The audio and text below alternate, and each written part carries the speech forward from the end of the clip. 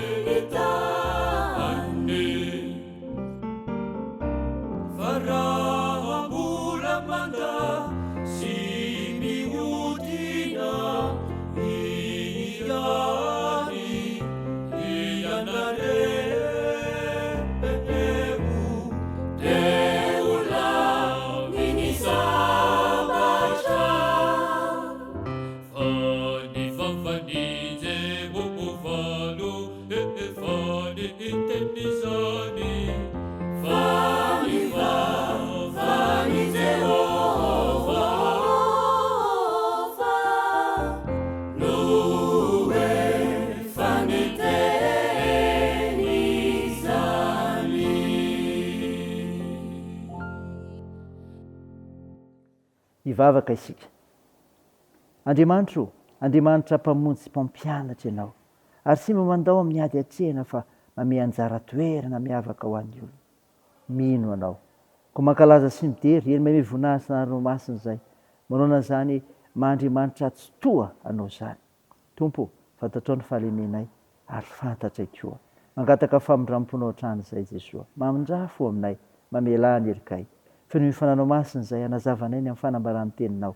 Ziovakiana mba ahaizanay mitombo amin'ny finoana, ary indrindra ahaizanay miavao manoloana ny famakiana ny teninao sy fiainanay izany. Anaran'i Jesosy Kristy nanaovanay izany mivavaka izany. Amen. Ny finainao antsika amin'ny teny tery havana malala dia hitanao ny filazantsara araka ny Lioka.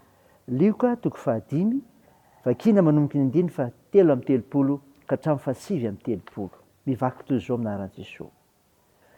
Ary hoy izy ireo taminy, ny mpianatry Jaona mifatihanana matetika sy mivavaka, ary ny amin'ny fariseo kosa mba tahaka izany ihany.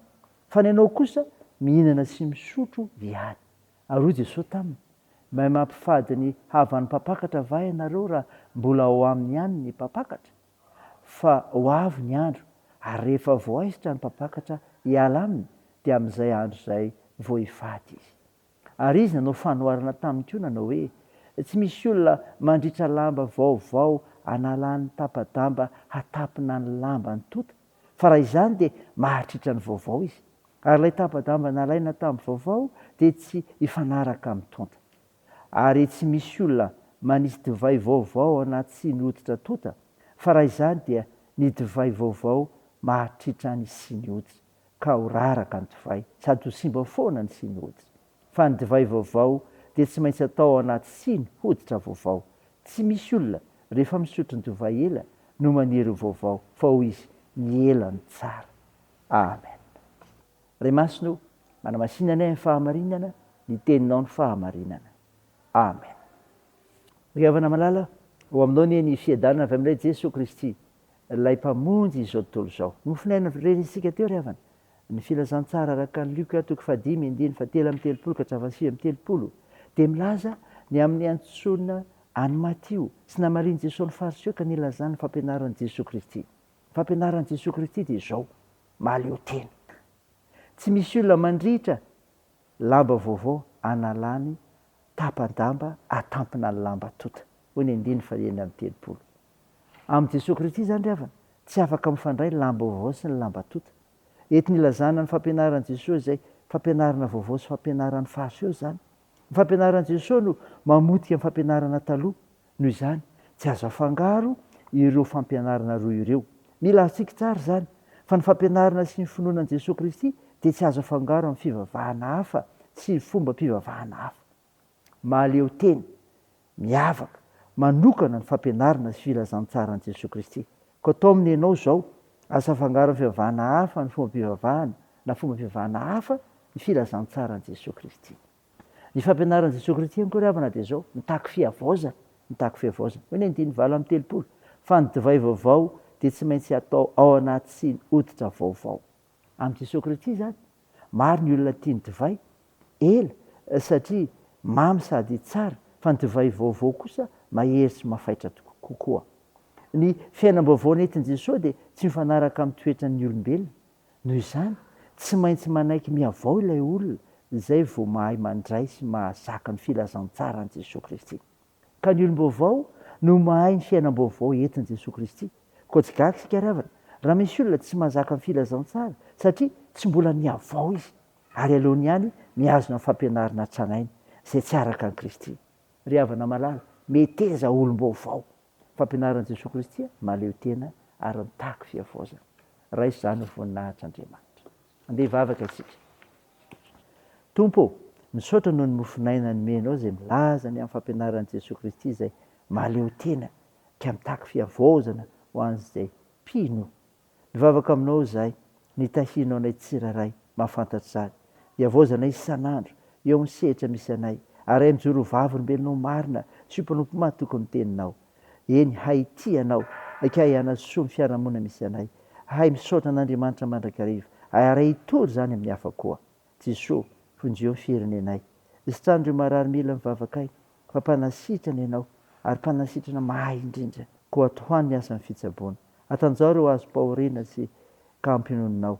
Toandro marisy olona reo sahirana vonjeo sy arovo zahay amin'ny toejavatra misy eo amin'ny fiarahamonina misy anay. Mitahianay amin'ny fiazakazanay amin'ny fianarana miasa mandrara ny tokantrano eny ny fikasanay tsara rehetra. Aperak eo ampelantananao Jesosy Kristy zay naovanay izany vavaka izany miaraka amin'ilay vavaka nampianaranay teo manao hoe ranay eo izay ny an-danitra ho masinina anie ny anaranao ho tonga ny eny fanjakanao atao any sitraponao etsy an-tany ho tahaka ny an-danitra meo ny an'io izay anona sahaza ao anay ary mamela ny helikay tahaka ny namelanay izay meloka taminay ary aza mitondra anay amin'ny fakapanahy fa manafany amin'ny ratsy fanao ny fanjakana sy ny hery ary ny voninahitra mandrakizay. Amen. Ho tanteraka aminareo ny itsodrana totra nareo aminaran'i Jesosy Kristy. Ilay Andriamanitra loharahan'ny fiadanany hatonga anareo voatokana tanteraka ho azy. Karovany avokoa ny fanahinareo sy ny ainareo ary ny tenanareo mba tsy hanatsiny amin'ny andro iaviany Jesosy tompontsika mitana ny tokony omeny Andriamanitra sy miantsonareo ka hoe fainy izany. Amen. Ho an'Andriamanitra ery ny voninahitra amin'ny anaran'ny Ray sy ny Zanaka ary ny Fanahy Masina. Amen.